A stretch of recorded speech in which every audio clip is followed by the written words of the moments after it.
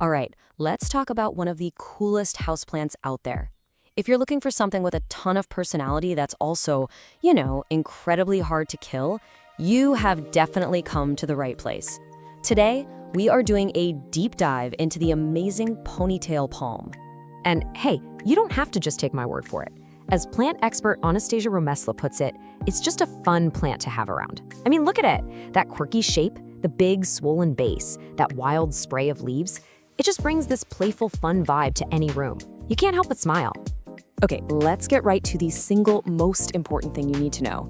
And it's right there in the name. The Ponytail Palm is not a palm at all. It's actually a succulent. Seriously, getting your head around that one fact is the absolute key to taking care of it. It changes everything. And this right here, this is the plant's superpower. That big round trunk is called a caudex, and you can think of it like a camel's hump, but for water. It's a built-in water tank. This is exactly why it's so forgiving if you forget to water it, and it's also why overwatering is its one true enemy.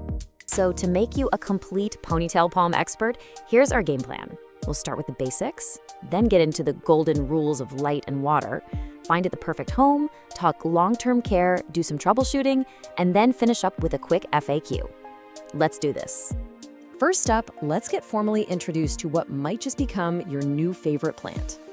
And these stats right here show exactly why people love it so much. It can live for decades, it grows super slowly so it won't take over your living room, and this is a big one. It's non-toxic to pets, which is great because cats especially seem to think those dangly leaves are the best toy ever invented. It really is the perfect easy care statement plant. Okay, let's move on to the most critical part of this whole guide. Seriously, if you can just master these next two things, your ponytail palm is going to be happy for years and years to come. So, rule number 1, do not, I repeat, do not hide this plant in a dark corner. It's from the deserts of Mexico, so it is a total sun worshiper. It craves bright light. Think about a spot right in an east, west, or even a sunny south-facing window. That's its happy place. Now for watering. Your plant will always tell you what it needs. A soft, mushy trunk is a code red. That's the #1 way people kill these things. But a few brown tips or a slightly wrinkly base, that's just the plant saying, hey, I'm a little thirsty. And that is a super easy fix. So when in doubt, just let it drought. And here is the foolproof method to get watering right every single time. It's called soak and dry. First, you wait until the soil is completely, totally bone dry. Then you give it a good drenching until you see water running out the bottom. But, and this is the crucial part, you immediately dump out any water that's in the saucer. Never, ever let this plant sit in a puddle. Okay, that makes sense, right? We know it likes to be dry, so its home, the soil in the pot, has to help with that. It is all about trying to copy that native desert environment it comes from. So the best soil is when that water just rushes right through.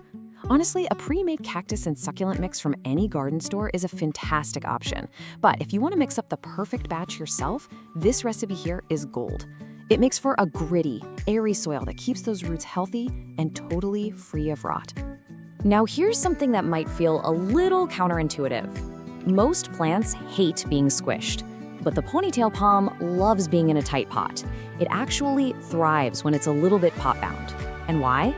Well, a smaller pot means less soil, which means it dries out way faster, and that's exactly what this plant wants. So, when you do eventually have to repot it, and we're talking maybe every 2 to 4 years, this number is your guide. You only want to go up to a new pot that's about 1 to 2 inches wider. Just a small upgrade is all it ever needs. So we've covered the whole setup process. Now, let's talk about the simple, long-term stuff that's going to keep your plant looking great for the long haul. And the good news just keeps on coming. This plant is not hungry at all. It's used to poor soils, so it needs very little fertilizer. Just giving it a little snack once, maybe twice during the spring and summer is plenty. And remember, never fertilize in the winter. And what about pruning? Couldn't be easier. It's only for looks. It is totally normal for the tips to get a little brown or for the oldest leaves at the very bottom to dry up over time. Just grab some clean scissors, snip them off, and you're done. It just keeps things looking tidy.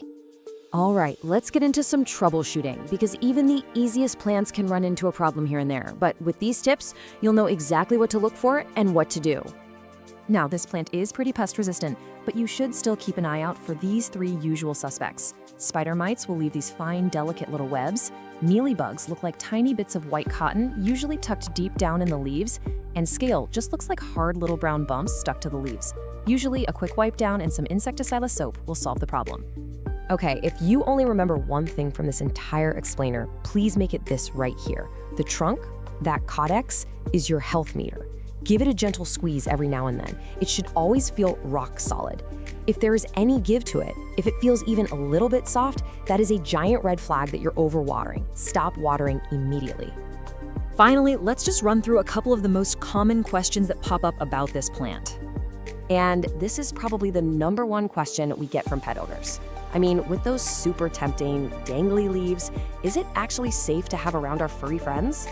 And the answer is a big, happy, resounding yes. The ponytail palm is completely non-toxic, so you can absolutely rest easy while your cat or dog has a blast with its new favorite toy.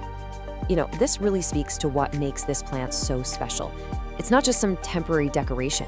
It's a living sculpture that's going to slowly grow alongside you for years, maybe even for decades. It's a true companion for your home.